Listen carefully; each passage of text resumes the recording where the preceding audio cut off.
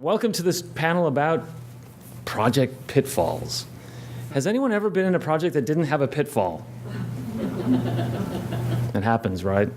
So we have three interesting panels. We're going to kick off with Jeff Gates. I need to read people's titles. Jeff Gates, who is the lead producer of new media initiatives at the Smithsonian American Art Museum. Lead producer? Sometimes things get very heavy.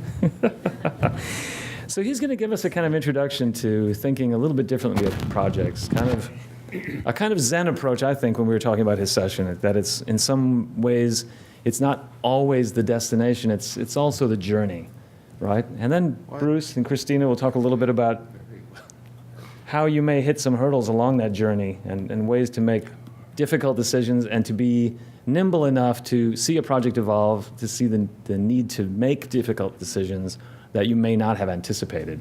And assuming Andrew shows up at some point for his part of the session, he'll talk a little bit about some practical solutions to those hurdles when you hit them. So I'm not going to punish all of you for being here on time. Let's get going. Jeff? Woo.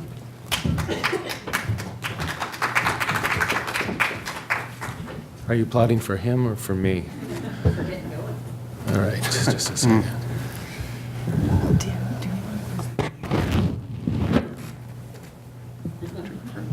Okay, so I am the lead-off. I'm the warm-up guy, and so I hope I will keep you awake for the nuts and bolts that's coming up here.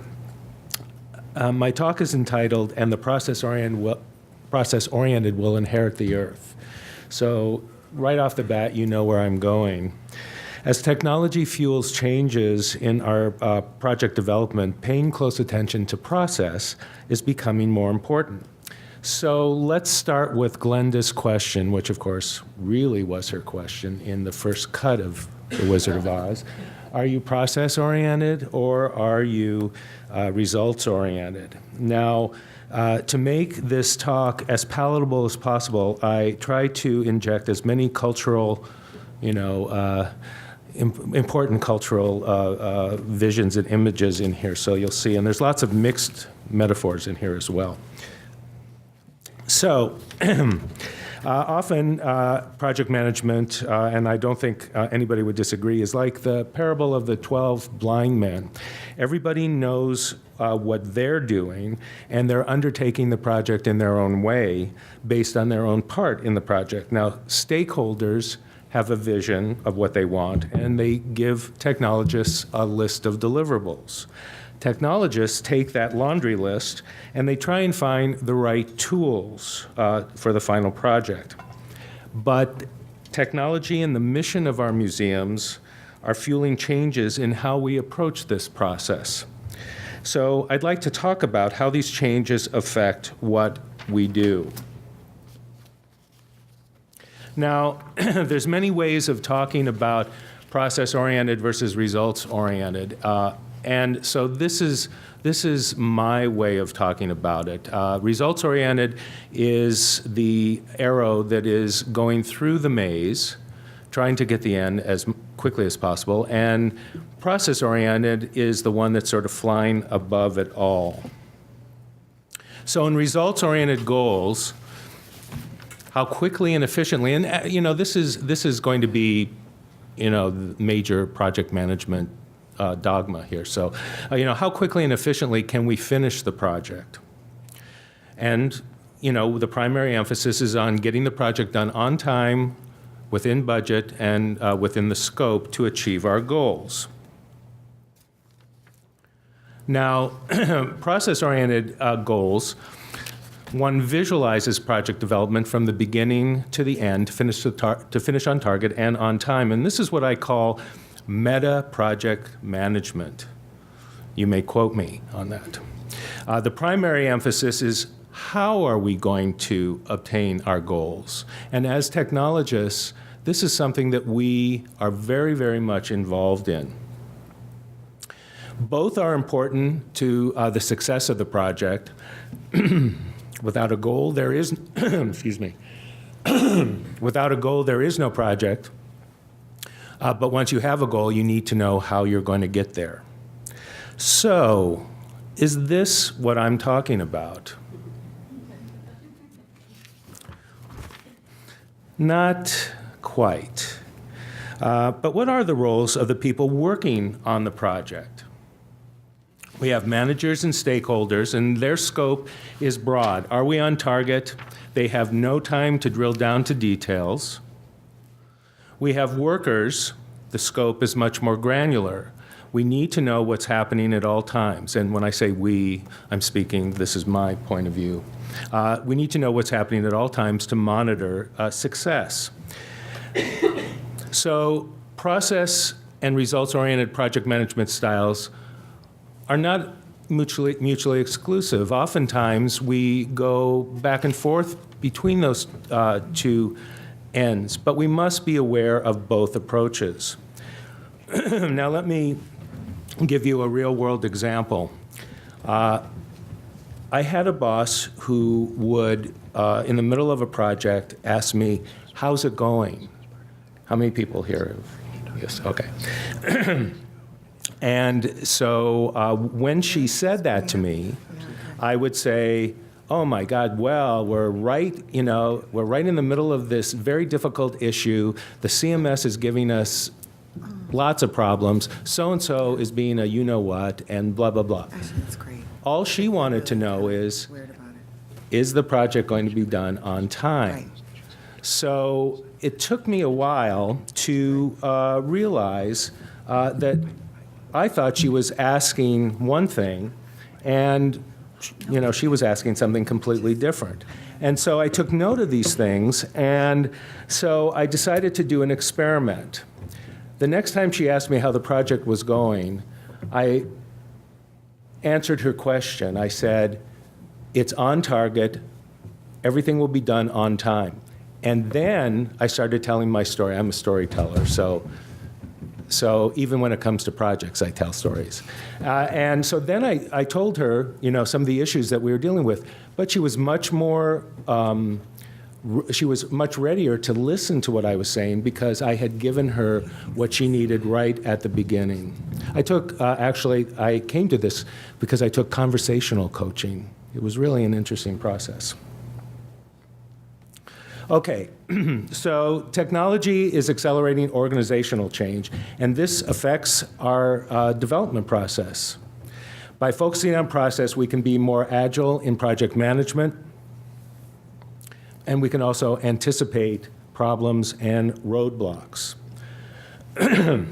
In 2010, I wrote a paper and gave it at Museums in the Web on how social media is changing our jobs and our relationships with our coworkers. And this is online at Museums in the Web if you want to read it.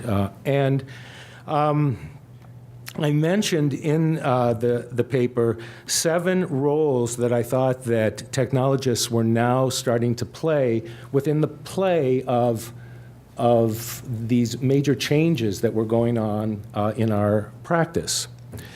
So we were advocates. We were advocating for change. We were collaborators. We were collaborating with others in the Museum for Change. We were also community organizers. We were not just collaborating, but we were organizing communities between our visitors and the museum, but also within the museum of people who we could sort of help move forward in this process. We were also system analysts. We were looking at the process of introducing and developing new ideas. And actually, I think this is one of the things that I do quite a bit at work.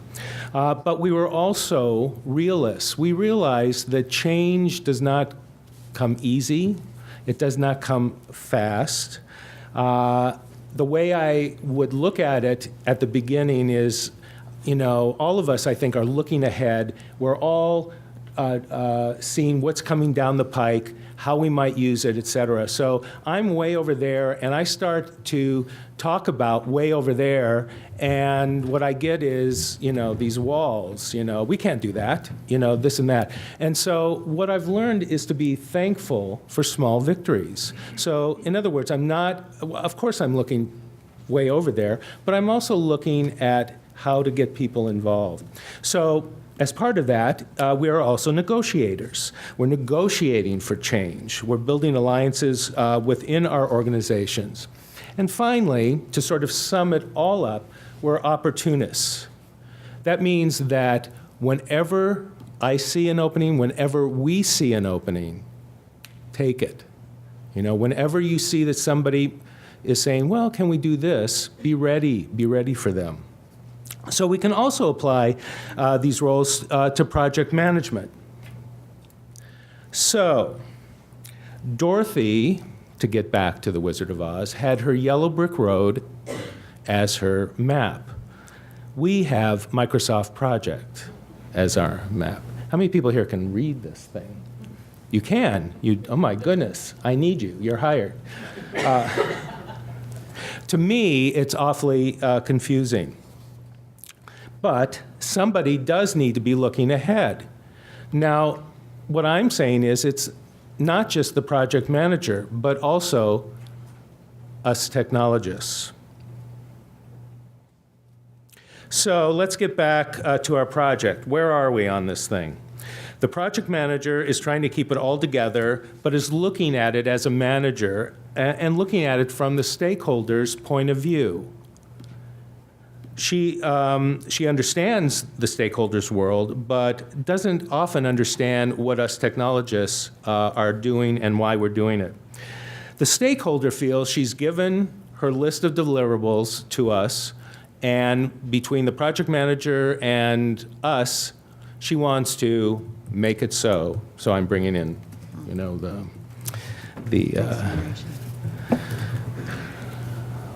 anyway, Star Trek, more Star Trek. So the worker bees, which is us, are trying to meet these expectations, but oftentimes, you know, we have nobody to commiserate with. We have nobody to talk to. I feel like nobody understands me. Oh, wait, that's not this panel. Anyway, we do. Well, wait a minute. How many people feel like they're misunderstood at work? You know? Okay. Everyone. All right. So we have a choice. We can work in our own silos, or we can engage and collaborate. Now, I want to tell a little story. In 2009, Nina Simon came to speak at the Smithsonian. Anybody not know who Nina Simon is? I mean, you can, that's okay. Anyway, all right. So, and she was speaking to us about the museum, you know, and the changes going on. And she made a statement that she felt that science museums engaged their audiences much more than art and history museums, but she didn't know why.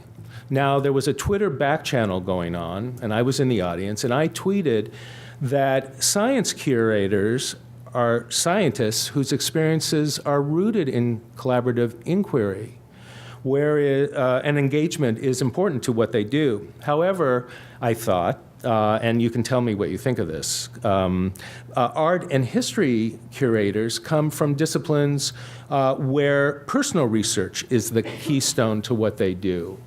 And so when they come to a museum, oftentimes they're not as well-versed in collaboration as maybe scientists are.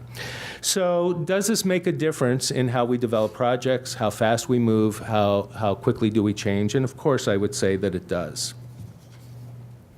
And the way that we technologists need to be dealing with this, and here I'm taking what I learned from the changes from social media, and I'm applying them to project management. To remember these 7 roles, new roles, and we can use these when we are in the middle of a project. I do think that it's becoming easier. And as I put together this talk, I realized that, you know, we are getting buy-in a lot quicker these days from curators than we used to, and other staff. And in part, it's because they know what a blog is, they know what a slideshow is, they know what the web is, you know.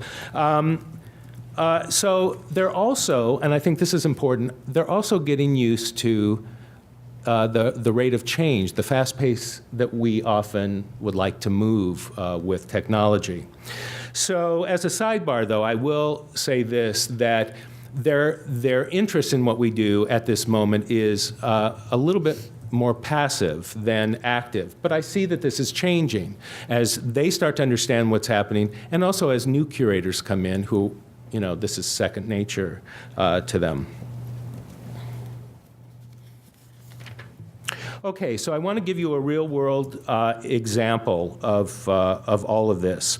This is a object page, an artwork page from a project where I was the head technologist at the Smithsonian American Art Museum. It's called Oh Freedom, and it was a collaboration that was done with the National Museum of African American History and Culture, and the site is to help middle school and high school teachers use American art to teach African American civil rights. And you can see here on this page that the stakeholders wanted an awful lot on each object page. But one thing stood out when I listened to what they really wanted, and that is they wanted a My Collection module. They wanted teachers to be able to collect lesson plans, art, secondary pieces that related to the art. And when I heard this, I realized that this was probably the most important element this is where I had to start in the process. I had to find a CMS that made this available. I don't know if any of you have had the opportunity to develop a My Collection module. Anybody here done that? It's really difficult. There aren't a lot of sort of packaged CMSs, content management systems that have this. By the way, this is what it looked like in the front end. A teacher would collect these things. But as I said to you, they wanted a lot on each page, and I looked at a content management system called Omeka. Anybody here familiar with Omeka? Have you used Omeka? Yes. Okay. Omeka did have this My Collection feature, and so I looked around, and I really found very, very little. So I decided that this allowed me to give them, the stakeholders, the other things that they wanted as well. Omeka is developed out of George Mason University in suburban DC, and it's aimed at museums, museum collections, and exhibitions. So it's something that you may want to look at.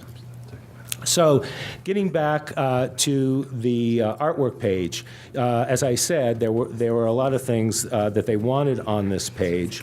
And so I used an accordion script, jQuery, to hide and reveal so it wasn't so overwhelming when they got this.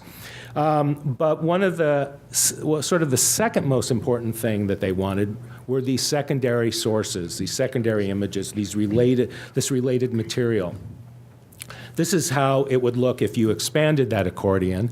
And sometimes there were up to 5 additional pieces of information that had to go there. Now, the back end of Omeka looked like this. So you would add the secondary material, but what I found out when I started to test this out is I had to add them in the exact order in which they were to appear. And that sent up huge red flags for me. Every chunk of material needed to be uploaded. There was no way to reorder these elements. Now, newer versions came out while we were in the middle of development that did allow for this reordering. However, the My Collection module was not updated and did not work with these newer ones, and they had no timetable. So I had to stay with this original version. So this presented a really interesting path. What I needed to do is I needed to create a detailed chart showing the exact order of the information and how it needed to come to me. I needed to see problems that might come up if I didn't get this information. And I needed, most importantly, to communicate this to the stakeholders. Because in turn, this would affect the project schedule. One of the other things that was sort of added to this is the secondary sources came from many, many institutions, and so there were lots of rights issues. And so if you've worked with rights issues before, a lot of times they change, they can't get the rights, and then what was going to happen is if I didn't get this in the right order, then I was going to have to take everything off and reorder it again, and I had to make sure that they understood this.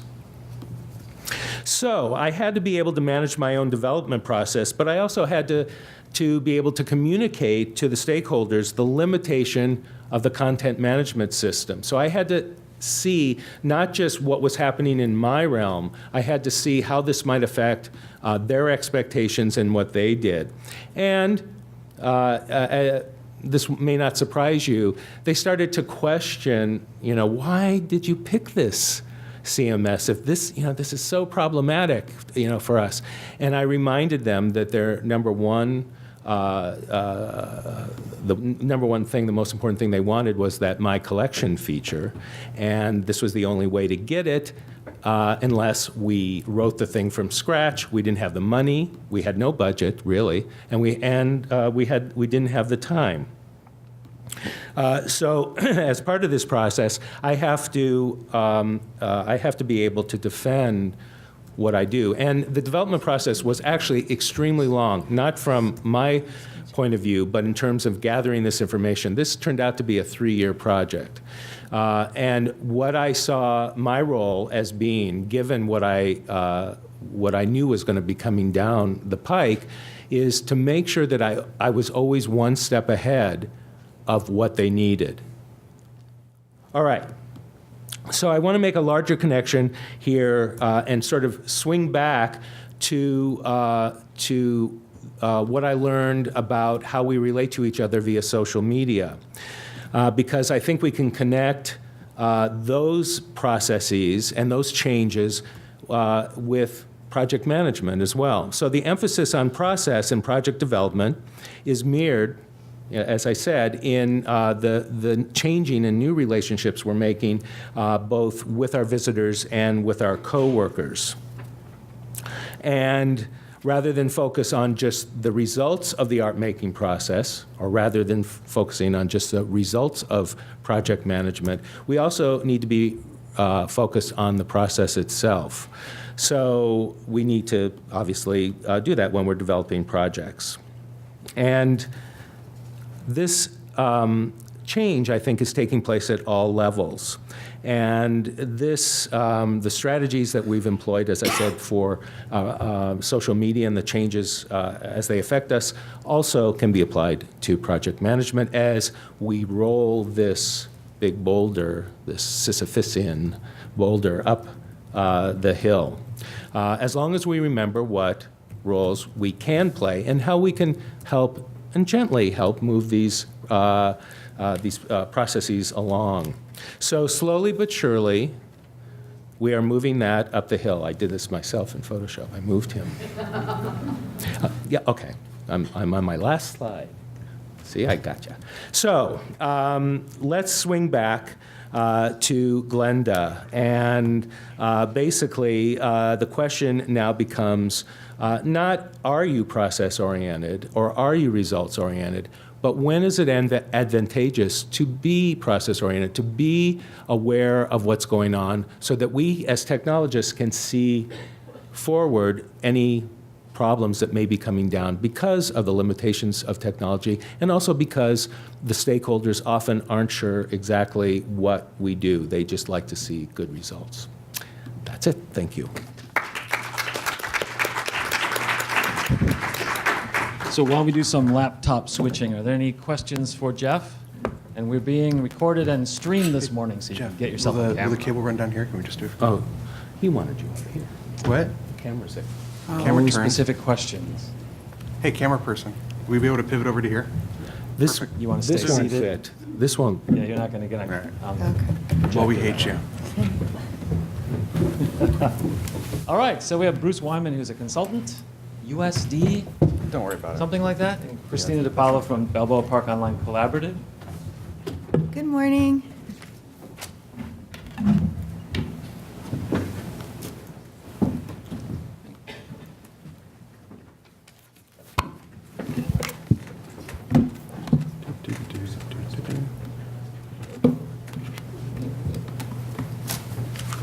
Okay. Great.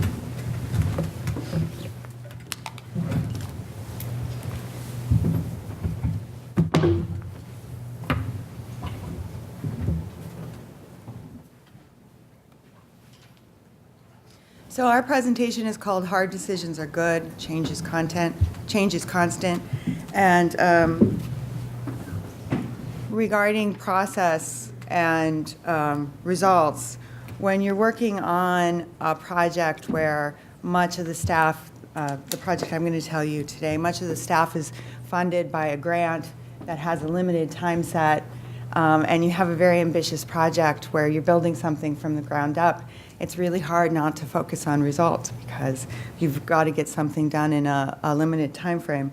But with that said, I am very interested in process, and I totally agree with the points that Jeff made. So the tension in my project is really going to be about, you know, those two things conflicting, but having to make them both work together in a project. So I just want to tell you a little bit about, I work for the Balboa Park Online Collaborative, and we're an organization in San Diego that supports the museums in Balboa Park.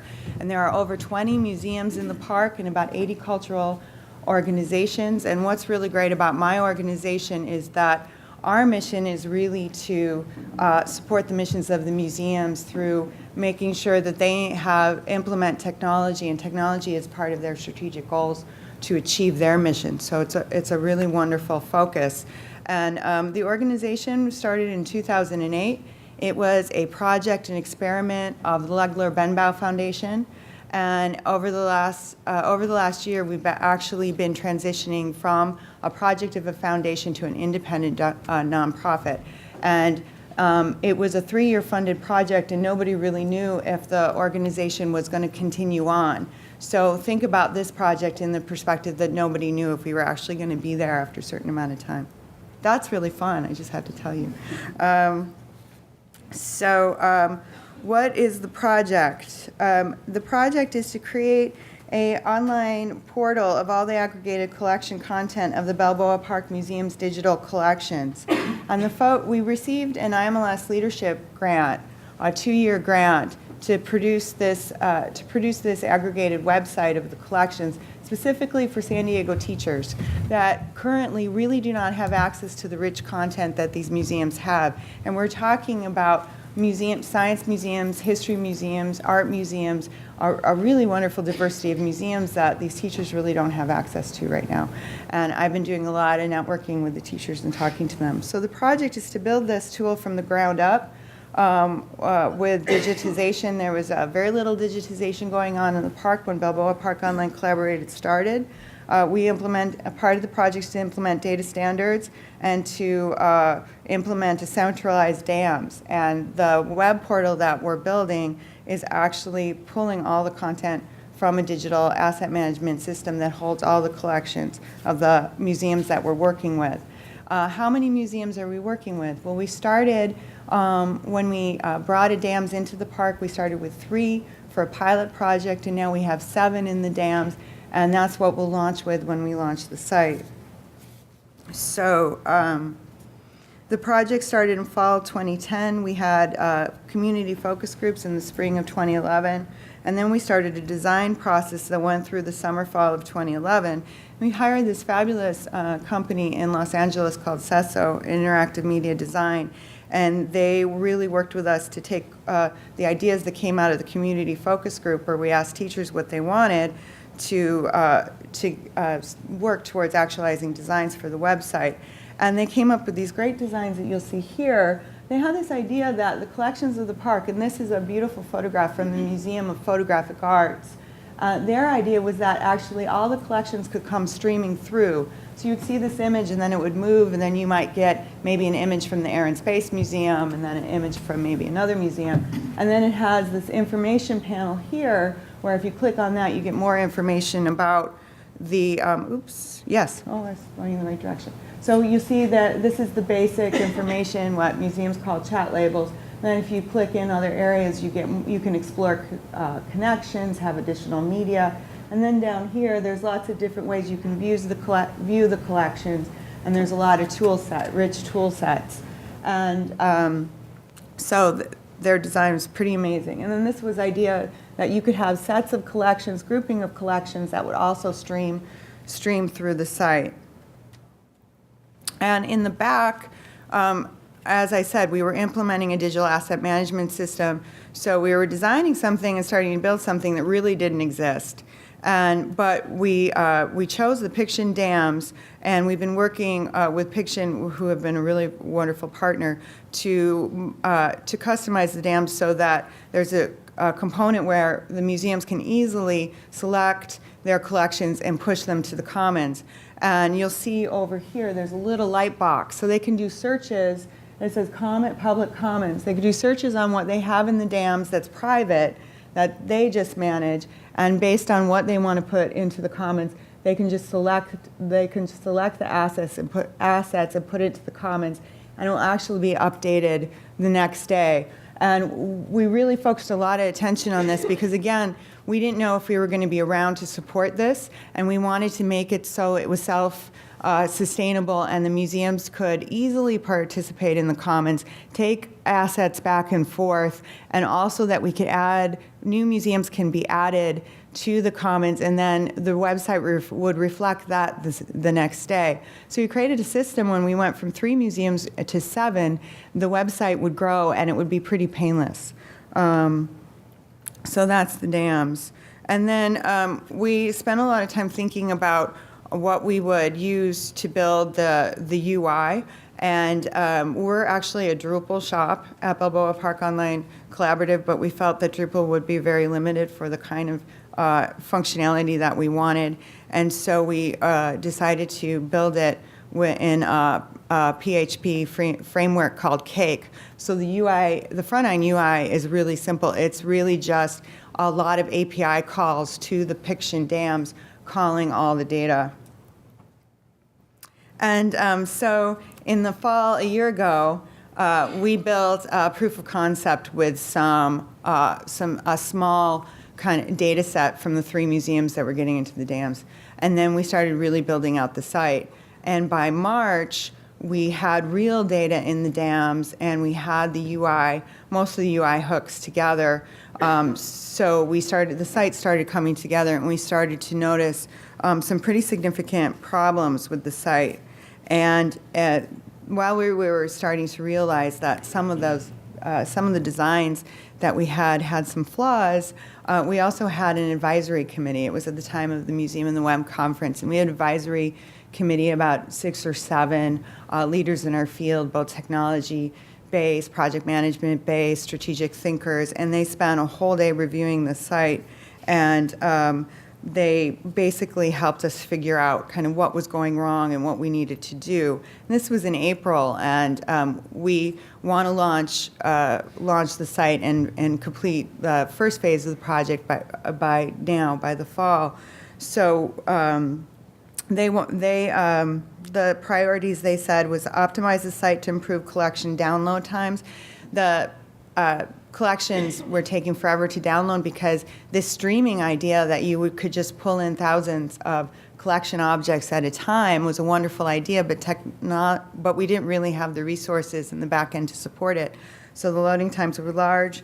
The browse and search functions were difficult to understand. What I had showed you, there were lots of different functions throughout the interface, and also the designs were meant for rich content, and a lot of the collections that we have in the park might only have a file name or a title. as other collections will have rich metadata. But we had to find a common ground for these collections and create a user interface that would be, kind of be a portal for all of them. But the design we had was actually pretty sophisticated and something that we need to grow into, and we realized it wasn't a design where we could start. So the other thing they said that we needed to do was cut a lot of the features that we wanted to do for the teachers, a lot of the feature sets, because it was too complicated. And so the big question then was, well, how do we achieve these design improvements? How do we prioritize what feature sets stay and what go? And then how do we plan and schedule these changes in order to launch the site? And so at that point, we realized that we're just going to start working with Sesso on the kind of next iteration of design. And we decided that we actually wouldn't work with Sesso because we wanted to work with somebody who had a really solid understanding of UI and design, but also understood the technology we were working with, so that person could speak with myself and our developers. So our project team is really small. It's me, one developer, and the folks at Piction who are rolling out the back end for us. So what we did is we brought Bruce Wyman on board, who was on our advisory committee, to help us make these round of changes. And so Bruce is going to talk to you a little bit about that.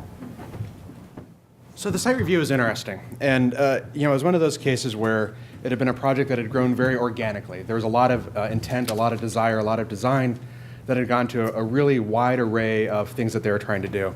And the fundamental dilemma was that while Sesso, and I love the guys at Sesso, had responded really, really well to the design brief, when we sat down to use it at the site review, we kept getting confused by it. And there was a lot of different things going on the screen at the same time. And as you start to scan around, some of the dilemmas you begin to go through is there's a top level of navigation, there's a whole other set of navigation at the bottom, there are things that pop in from the side, the things that happen down here, there's search embedded in with how you view stuff, that's embedded with creating sets.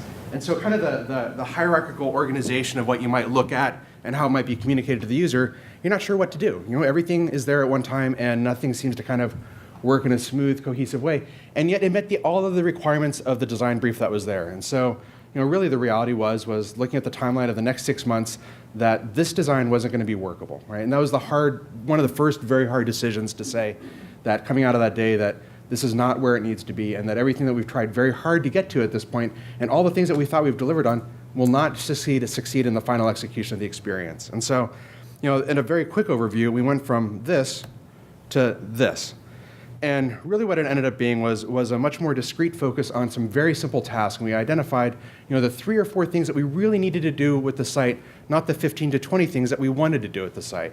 And we said at some point, even though there are things that we want to do that we think will be great for users, in this first iteration, we're not going to do them. And that was a very hard, cold moment of discipline and kind of resolve of making the trade-offs of what those were going to be and why we were going to do it. Oh, I thought you were sidling up to, go ahead. Yeah, one was this idea to create story sets. So we still kept the capability that teachers and anyone working using the site can create their own sets of collections and choose from the different collections to create a set. And we really wanted to create like a Storify, a desktop publishing tool that allowed people to create their own stories. And we realized that would have been a 6-month project on its own, if not more. And so we had to cut that. And that was a very hard feature set to cut. So the process with Sesso was actually pretty good. They were entirely open that there needed to be a significant change in direction. And there was a couple of days of very long debriefs of kind of going through what all of the wireframes and design spec had been and what the intent was behind the features that they had created and what they were trying to communicate. And as we'll step through a bunch of the design iterations in a moment, but it really was with the intent of leveraging off of the work that they'd done. So a lot of the look and feel echoes the original work that Sesso did, and they established brand identity and the overall experience. And I think one of the important takeaways in this is that as you go through the site and you end up using it, there's much more of instead of being more of a traditional website, it's much more of an app environment, right? And it's began to look at stepping outside of the usual, hey, here are just pages of content, but rather there's an interactive methodology that it works on a website and engages you in a different way. And I would actually argue that's one of the most important elements that were held over from the original design that Sesso had developed. So we thought a lot about filtering. And in this first iteration, let's go back 2. So this is the first version that came after this is this, and you can certainly see that there's some visual echo of it. But really, the idea was that we're going to try and streamline things and only surface up the sentient details for anybody at a given moment. So there's just some very high-level information that somebody's trying to use and how you're going to use it. And as we evolved through what this filtering process was and what searching was and what browsing would be like, originally there had been different ways to do that. You could search, and there were also methodologies for filtering, and then there was also some faceted search. And at some point, we kind of struck upon this notion that we could combine all of that, and that it became very much a, when you are filtering something, you're actually doing a predefined search, right? And as you add additional elements in that faceted search, it's really, you're browsing within a subset of the search results that you have. And so we decided, let's start to lump that together. And so we started to go with this idea that we create a series of simple and/or statements in the bottom that would kind of surface up this rich complexity of what was possible. And so, as you go through it, you end up with simple things like you could have done an initial search for by a museum, and then you can pull up from another list that will automatically be populated of the museums that are there. And then really it's an additive process. You can add one more thing to it. So I could search in MOPA's collection for chairs with a query like this. And the thing that was also there is that we had to say at some point, we're going to limit the amount of search or to the level at which you can dive into the content in the first place, and say that there are only 3 levels deep of search that you can do, and that's going to be fine, right? And as we started to go through the scenarios of, our inherent reaction is that that's really limiting, it's going to be horrible, but as we started to play through the actual cases of, fuck, let's write it down a bunch of searches and see what happens, it worked fine.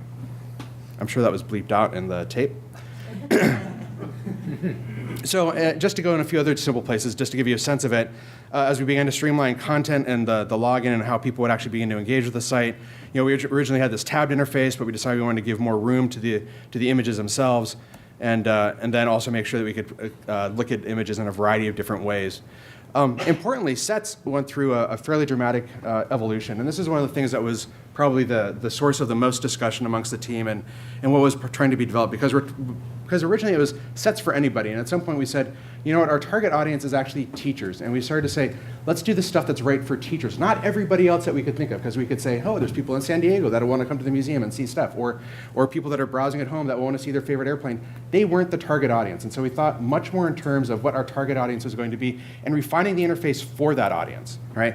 So we started to go through this idea of, how do you visually create sets, and you have this notion of having your own set of sets down here, and then as you select one of these, then it's populated over here, and we have this notion then there are little wells of image pictures, and so you can simply hit plus buttons in the different areas to add images into those collections. And that made sense to some degree, but then we had to start making it a little bit richer because we had to start looking at some of the other functionality that we were doing that was no longer embedded in other parts of the interface, ways to try and give you better ideas of how to deal with your sets as a whole, and importantly for teachers, add download capabilities as a PowerPoint set, as a zip file, or a PDF file. And then finally, as we looked at the individual sets here, I'm a big believer in that you simplify an interface enough so somebody has a pretty good grasp of what the entire functionality is. And so where we had this scrolling set of what the images were in a given set that could infinitely expand, at some point we said, no, sets are going to be small, and there are going to be about a dozen images, and you can see all of them at one time. And so suddenly we set up this scrolling thing that can infinitely go, and as you go through it, could make sense. It's just predefined. It is this, and this is all that it is. And so we started to add some hard constraint of this is all that it does, but it was fine. It ended up being liberating in a way. It wasn't a constraint that felt bad, but it suddenly made it very, very clear that this is what you do, and all the things that were hidden, that was fine. They could never even exist anymore because we didn't need those hidden features anymore, and so it streamlined the way we thought about the whole process in the first place. QA and testing. Sure. So as soon as Bruce, we came up with the final version of design, and there were 5? Yes. 5, and Iterations. 5 iterations where Chris Barkowski, Bruce, and I, Chris is the developer. Five iterations that successively cut out dreams and hopes. Yes, and over a very short period of time, and then Chris started basically rebuilding, and Chris had to go through a transition himself because at first he just saw it as like a redesign. Like he just had to take what he had already built and create a new front end, and he quickly realized that he was actually rebuilding features as well, and really. One of the things that was actually very hard in that is that as we evolved what maybe search and filtering was, we had written a lot of code to that point to get it to that first milestone, right? And so, there's the idea of any developer and frankly any designer, anybody on a project that all of the work that you've done, it's sacrosanct. You want to be able to leverage it in the future, and you think that it saves you effort. At some point, you have to go through that very hard, painful equation of realizing, oh, as I keep trying to reimagine this and extending it and tweaking it to do the thing that I think I now wanted to do, at some point you have to kill it off and actually realize it's a different kind of functionality. And we went through probably 2 or 3 weeks of some of the same points over and over where it was clear that we were trying to go somewhere different, but we were limited by the technology that existed. And so that ended up being a fairly robust stumbling block for a while until we were able to kind of make that dramatic snap that it was going to be different from this point forward, and some features would just need to be re-implemented from scratch.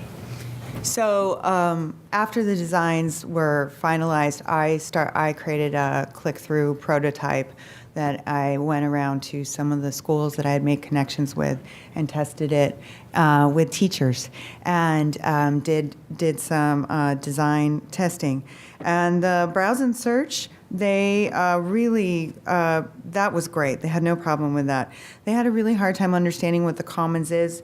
We had some really basic usability issues of just trying to explain what this project was and having a homepage that could really explain to teachers what the site was and what they would do. Oh, sure. So one of the things that was actually kind of amusing at that point, because that was a really important problem to suddenly realize, is we've been designing comps that showed the project in use the entire time. And so we were always like in the middle of something being done. Oh, we're creating sets or I'm browsing things.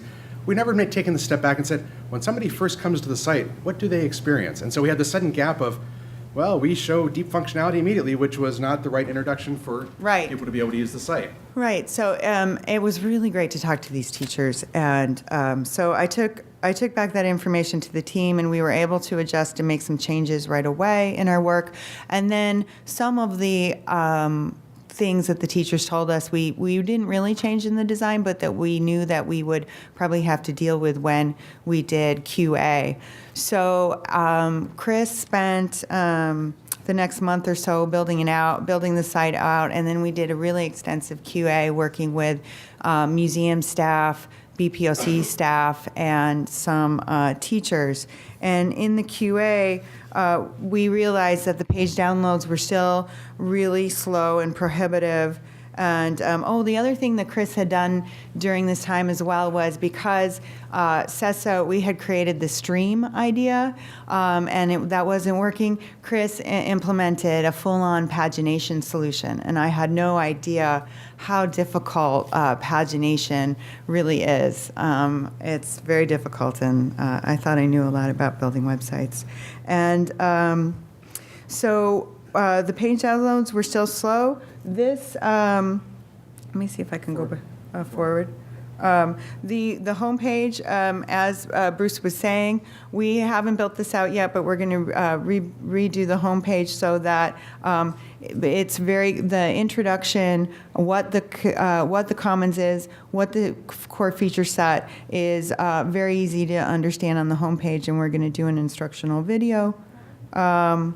And also, the thing that we realized in the QA is we didn't quite build the browse. Even though the browse and filter is working great, the menus weren't consistent, and there were some problems. We have a drop-down menu, but the functionality is the bottom of the site, and it's not really good to have a drop-down menu. We needed the menu to drop up, so we're actually rebuilding the menu now.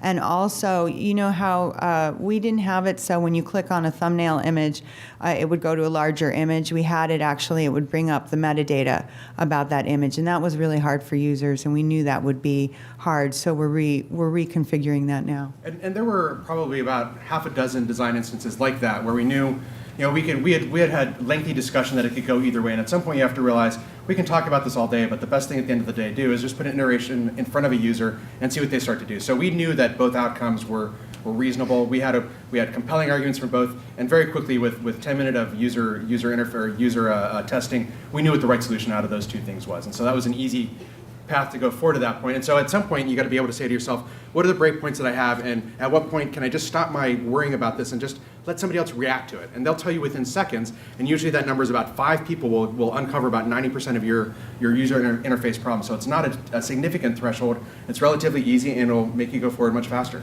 So we did this QA about 4 weeks ago, and so Chris is doing major iterations based on the QA right now. And so since we changed gears in April, I would say between Bruce, Piction, and Chris, we've had 3 or 4 iterations in all areas of the work that we're doing. So we're working really fast right now.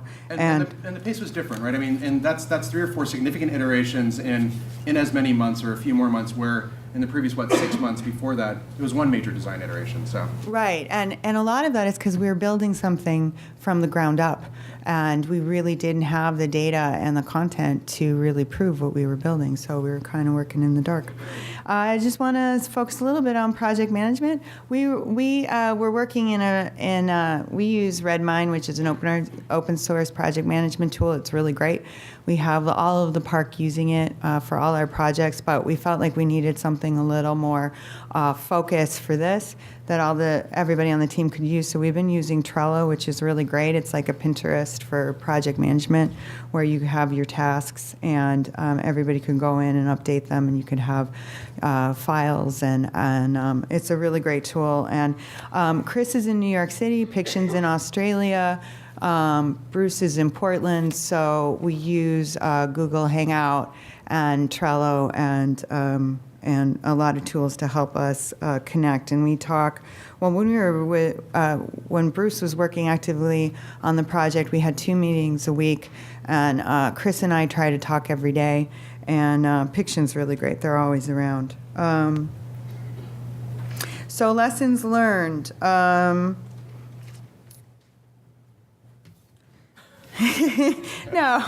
oh no. Lessons learned. Really important to adapt and respond to user needs through production, and to be flexible and adaptive. Switching up the team and bringing on Bruce was really fabulous, but it really. Not where I thought that was going. It was really great, but it took a mind. It took being able to change, and I actually learned this from the first director of Balboa Park Online Collaborative, Rich Cherry.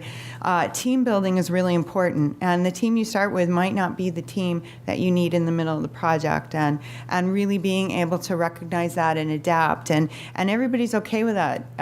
If you're really working towards your goals and really trying to do what you're supposed to do, we didn't have any conflicts. Sessa was great. Sessa was kind of coming to the same conclusion about the project along with us. And in fact, there's no ill will there. There was a couple of post conversations, even after they had dropped off the project, of showing updates of what was going on, where it had gone, and they're delighted with the end results, and they see their work echoed in the final results of it. So it's a successful collaboration. They worked through the initial very hard parts of actually defining some look and feel and brand identity and what the general experience was, which was critical to the project. I think what's really amazing about this project is the back end and how flexible it is, and that if I, don't work at BPOC, another museum can come on board, and we're actually actively talking to community organizations that have volunteers that are digitizing a lot of history about San Diego, and we're applying for grants to get them into the commons. So we have 7 museums in there now, and we're really hoping that in a year we could have 14 or 15 organizations. So I think the lesson learned is, if you're building something like that, is really your infrastructure really needs, this is really going to be the magic of it, is that back end. This isn't a one-off project. It isn't a boutique project. It really is meant to have a long life. And the UI might come and go, but that infrastructure is really solid. Simplifying is a lesson learned. Also, I just want to talk about the current pitfalls. I was really hoping to show you the site today, because I've actually been going around to some of the schools and showing teachers the site, showing them how to create their own sets and download the images as PowerPoint and PDF, and how to create sites. And they've been so jazzed because they haven't had access to any of these collections, and now they're looking at the Art Museum collection on the Commons. They're looking at the Air and Space, and they're saying, "Oh, I can do a project with my students about water, and I could use all these different assets to talk about water." So I wanted to show you that today, but because we're doing major changes, it's buggy and it's not quite working. And this is something I want to launch in 2 to 3 weeks. So the fact that I can't show it to you today is difficult, but I'm going to get back to San Diego, and we're going to kick some serious butt and get this project done. So So I think those are like the major lessons Yeah, I think learned. there are a couple of design things I'd come back to a little bit as well. You know, one of them was really that process of excising things and being able to stand behind that, right? Once we made a decision, you know, we really tried to stick to it. And even though there are times that things would resurface, you know, there's a discipline that you have to enforce within the team that as you realize, you know, it's a feature that you've identified for months, it was really important to you, and at some point you have to realize, based on your potential audience, that it might not be the right feature at the end of the day. You know, the other part of that. Sorry, I had a bit of problem with the camera. Our mystery guest has arrived. Hey, sorry, PowerPoint mode without it. And I forget the other point. Say a lot of feet. Yeah. Okay. Okay. Good. Thank you.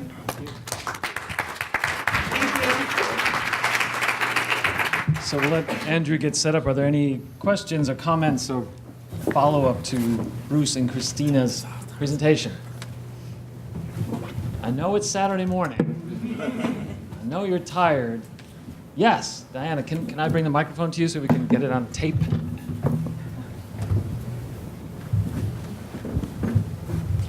This is for Bruce and Christina. Yeah. Okay.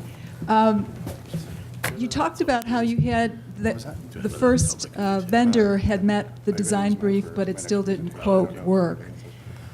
Sorry, I was answering a question. That's Go ahead. okay. You talked about how the first vendor met the design brief. Yes. But it still didn't quite work for you.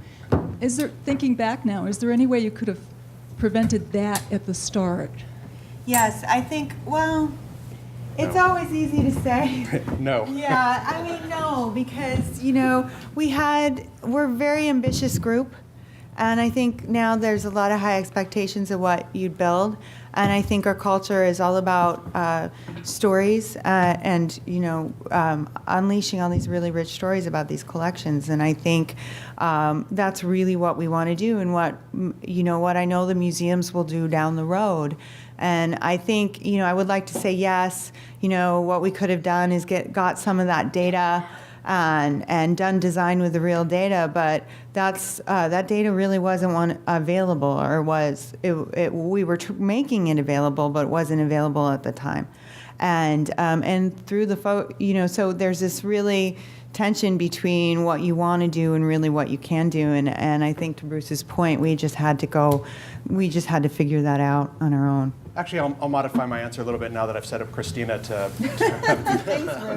No, you know, in retrospect, one of the things that we had, I mean, not having the data there originally and a good working set of the data, right? We made plenty of assumptions. We had dummy data sets that didn't match the reality of what data ended up being ultimately available. And I would have, you know, in retrospect, it probably would have been better to have a more practical data set that was born out of reality as opposed to the idealized data set to work against, because that would have uncovered some of the design flaws and what we were thinking and how things might have been executed. The other part, and not having been there for the first few months, I'm conjecturing a little bit, right? So this is where Christina actually absolutely could disagree with me, is I think if there had been a more agile approach, right? There was more iterative development that you were doing regular coding sprints and that you had functional deliverables on a much tighter schedule, that would have revealed some of those potential flaws, because you know, the project wasn't fully defined, right? And so CESO did a pretty good job of based on the current set of assumptions of what was good, and there was nothing wrong with that. But the reality was, is as you started to go through the implementation, recognizing the things that were hard or tricky or that weren't going to play out quite to match the design spec, those things could have been uncovered a little bit sooner, and we probably could have shaved a couple of months off the whole project. But that's so easy to say in hindsight, right? Right. I mean, the thing is, we were creating all the back-end structure, and actually we were talking to our advisors about what technology do we do. We had several conversations just to talk about the PHP framework, whether or not we didn't have to use Piction as the dams. So all those big things, big decisions had to be made, and we weren't in a place where we could do the agile development. We're just in that place where we can do the agile development the last 3-4 months. So there. Thank you. Christina, I think he's borrowing your laptop, if that's Oh, okay. yeah, sorry. Oh, sure, go right ahead. While Andrew continues to set up, any further questions, any other thoughts? Yes, let me bring the microphone to you, please.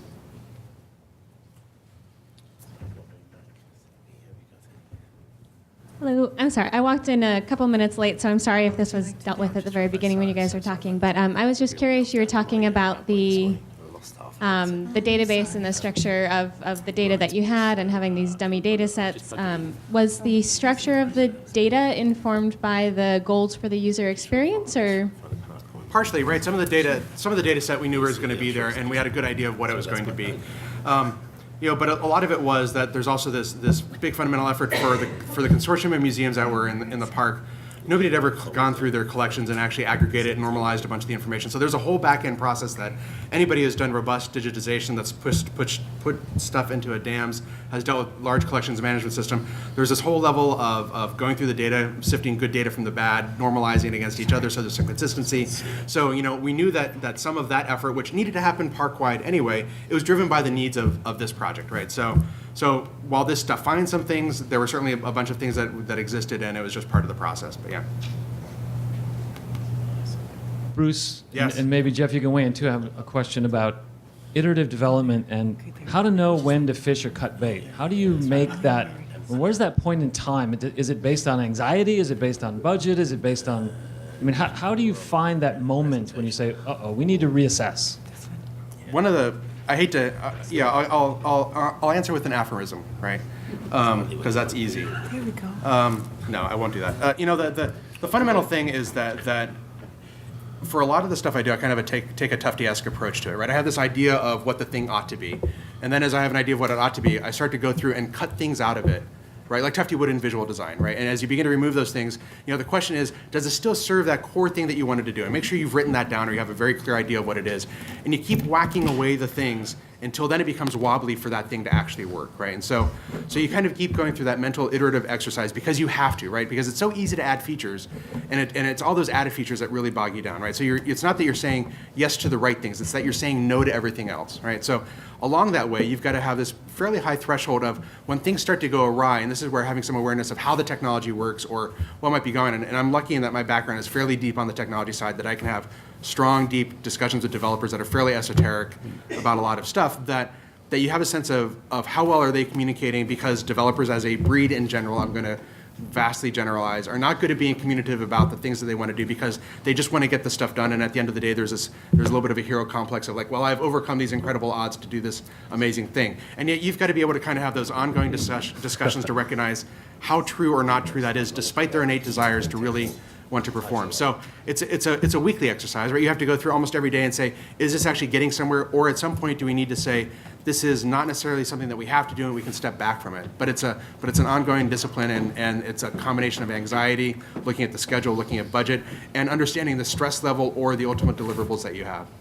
I've tried to use up every word that you could use, Jeff, sorry. Jeff, a second. I'll just be very quick and say, how many people here have had to negotiate which main menus go up on their website with stakeholders? All right, it's like that.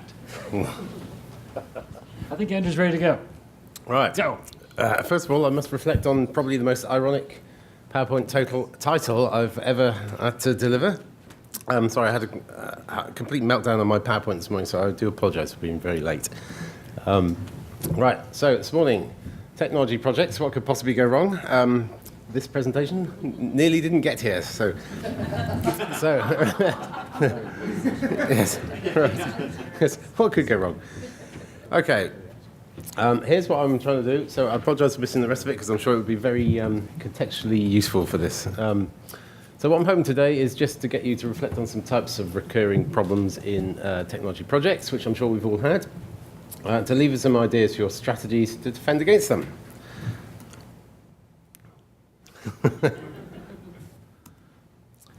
Quick thing about the format. So we'll review a few common technology project blockers, review some of the broad types of issue, and share experiences of approaches and tactics and audience participation. So I hope you're all ready for that on a Saturday morning. And then questions at the end. I'm not going to go into project management, technology, change management theory, that sort of thing, because there are whole rafts of books that are written by much more detailed people than myself. So, and obviously there's not nearly enough time to cover every single project problem that could go wrong today. So feel free to ask me stuff afterwards. But first, some theory. What is the nature of technology projects? They're tricky. So, No, some real theory. Is anyone aware of force field analysis?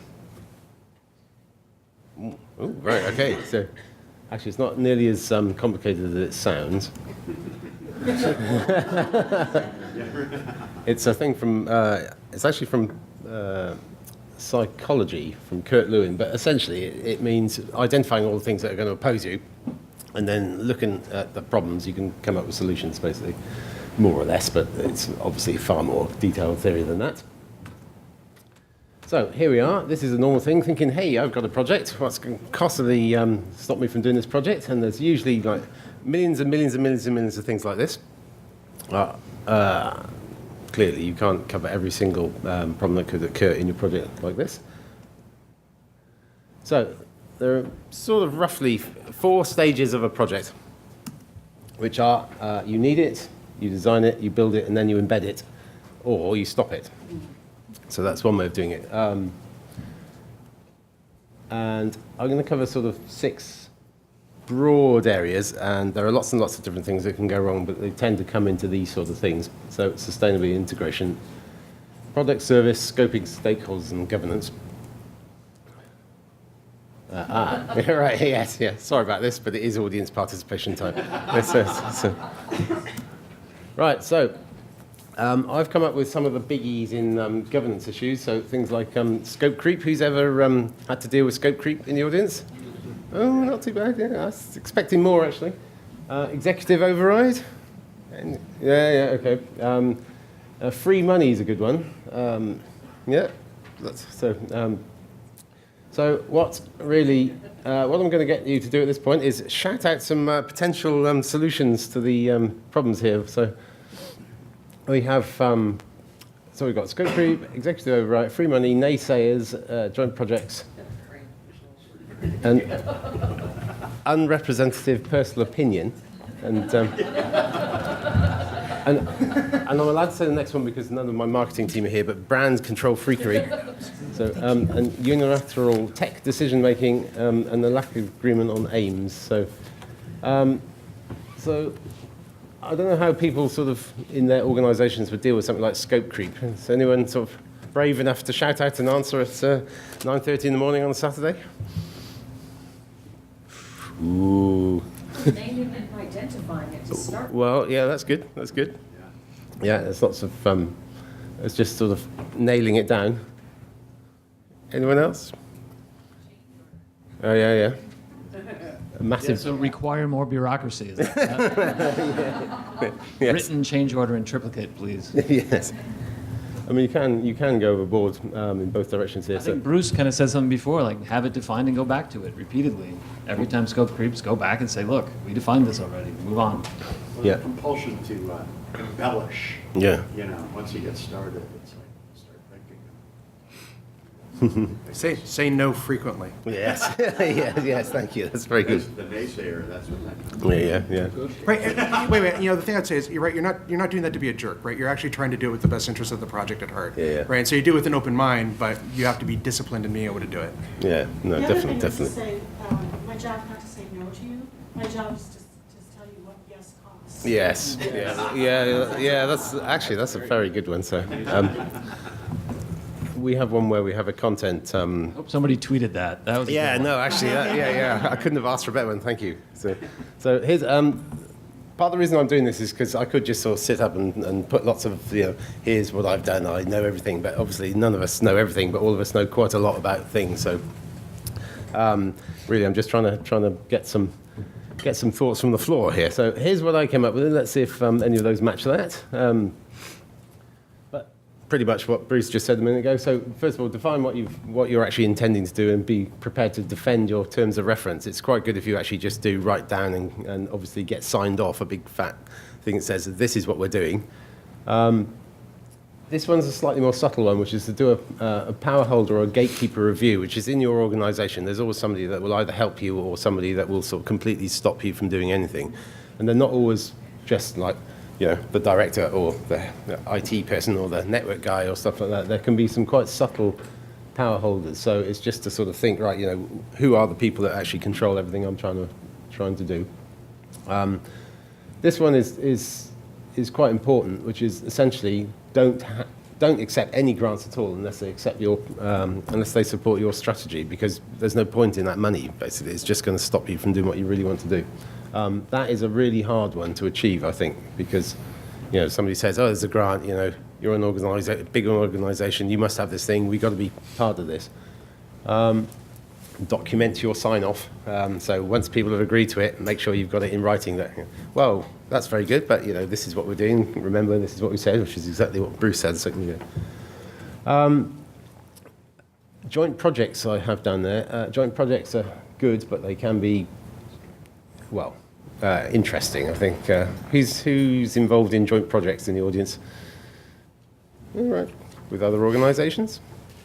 Yeah, okay, so the reason I've got it down there is because I think certainly when in our organisation there's a sort of tendency to want to lead a partnership, which is to be seen to be the sort of the best person, but there is a danger of being the last student left in the shared house if you're not careful with all the technology. So I think you do need to be careful. Be clear about responsibilities. Oh, can everyone hear me, by the way? Yeah, oh, okay, just checking. And also, it's not necessarily that easy either, but or it should be, but to define your technology governance process. So, who is it that actually agrees that you can have a brand new piece of stuff? So this is to try and avoid the thing of, we've bought this system, can you sort of install it and support it for us? So, and the last one's more or less the same, really. Okay. I've got 6 of these to go through, so hopefully I'm not going to sort of burn you out completely. Right, integration issues. Who's ever had a problem with a project with multiple suppliers? Yay! So it's so that'll be supplier X's issue there. So things like data formats don't mix, diverse technologies don't talk, key stuff in the process is not able to deliver, or this is a pretty much a classic, is maintenance demand becomes too large. And then a dependence on uncontrolled tech. So here are some solutions. So if you can rationalize your technology platform. Use data-driven models. So essentially, if you have a website, you really should be designing a data engine and then working out what you put on the front end of it, because pretty much it's straightforward to just drop the front end and start a new one in a few years' time. Whereas it's not easy to sort of design a whole new system, basically. So you should always have a technology roadmap so you can bring it back to people where you are going. So when people are after particular things, they're not asking for things that don't fit what you're trying to do. Define your standards. I think what's the classic joke on this, which is the good thing about standards, there are so many to choose from, isn't it? And if you can go modular, then you can plug bits in, plug bits out, but it's not always as easy as that. Obviously, if you have a technical strategy, you should always scope against it. And this is the last one really is about when people do projects, they're quite often focused on the technology, which is, we've got to have this piece of technology, we've got to have whatever it was. It would have been .NET, now it's an API, now it's whatever. But the thing that is often missed off is that actually to do technology, you need to change the structure of your staff quite often. So if you have a new technology, you may need new skills and things like that. So you should design in the staff structure that matches your technology, basically. Okay, sustainability issues, of which there are many. The top one, with this type of analysis, you are supposed to make the arrows as big as the problem that they cause. I'm not entirely sure this is all right, but not scoping ongoing costs, I've obviously made a biggie, but the top one there, sorry, can I just get some... The top one there, measuring success at launch. This is quite a common one where sort of people launch something that has yet to develop its full traffic, if you like. And they say, oh, great, day one, it's really good. We've got lots of success, therefore it's a success. We'll do some more of those. Whereas actually, launch is really just the beginning of things, not the end of things, which is a common issue.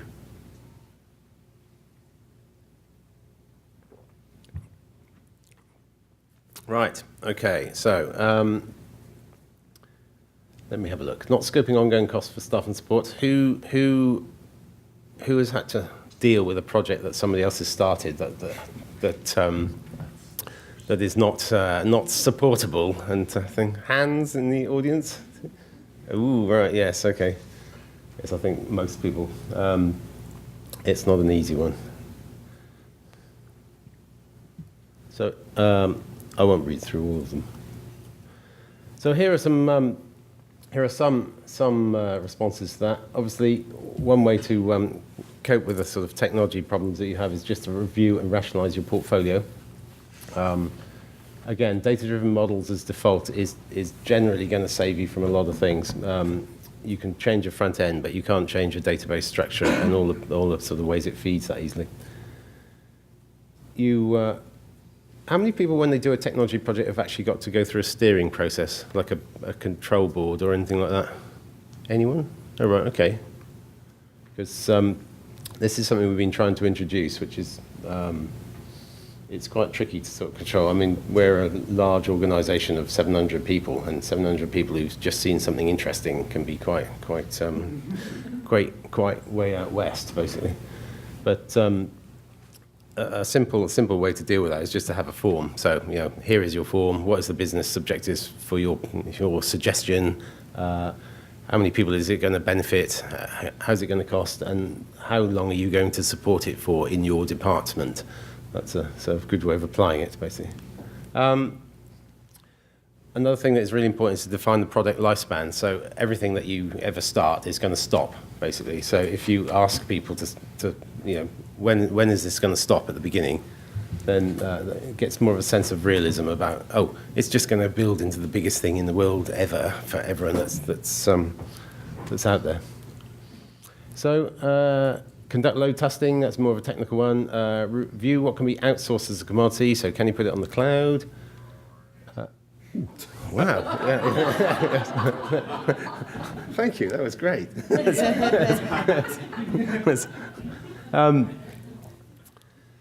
What else have we got?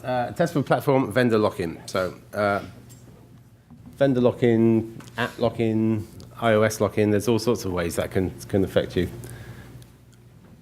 And then having a strategy for your bespoke compared to your off-the-shelf. So do you really, really, really want to develop this in-house? Now, you may find that developers want to do that because they like doing it, but can you actually then get those same developers who are like, I lost my...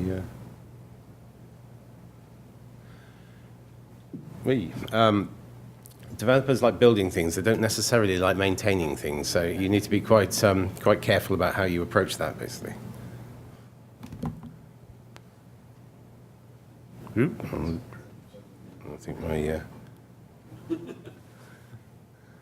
think I may have referred to the most ironic title ever.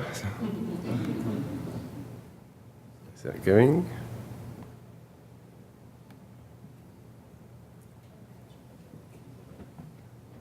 Okay. All right. Okay. Right. So here we have solutions to avoid making rubbish services. So obviously one of the commonest ones is that nobody really knows where technology is going. It's like who saw the internet coming, and who saw mobile coming, and who saw social media coming, and probably everyone, but or so they will tell you. Format dependence. Obviously, you can get locked into one thing. Did anyone ever own a Betamax video recorder? Yeah. Okay. Trying to copy success. This is actually quite a serious one that has caused us a lot of trouble in more than one cases, which essentially is, I've been to a conference such as this, I've seen their fantastic service, I want one of those. Now that sounds quite reasonable, except that I want one of those was sort of delivered now, it was sort of built 2 years ago, it was thought of 2 years before that, so it'll take you that time to build it as well. So by the time you've actually built one of those, it's 8 years out of date, basically. So you should be quite defensive against that sort of thing. Thinking you're special, it's like, we're going to build the biggest, I don't know, the new Facebook. It's like Facebook is just the last man standing, usually, really. So that for every Facebook, there were a million other such things that no longer exist. No one uses the service product. Well, that's user testing, really. Believing your views represent your audiences. I don't know how many. I think somebody told me of a story where they'd gone to a conference where everyone was given the mug that says, "I am not my audience," which I think is quite a good way to think.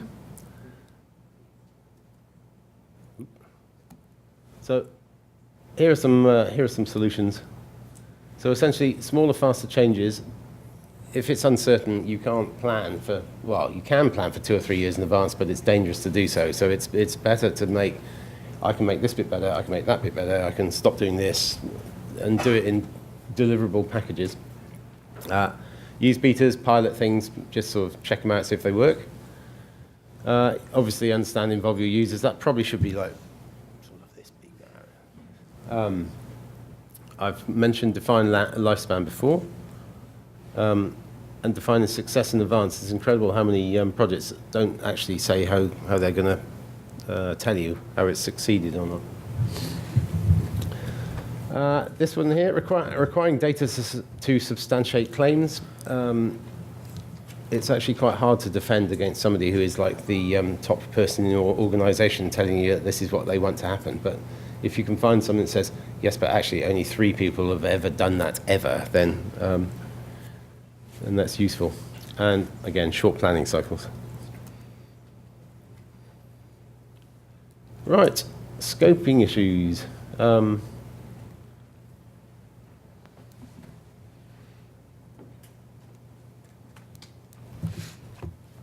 So, one of the things, planning for maintenance, I think most people are planning for the product or the service. So, I don't know how. Yeah. So, delays in agreeing requirements, and then building. Oh right, yes. Sorry, building better versions of what you already have. So, I have this. How can I make it better? This is usually comes up when you're doing technical specifications.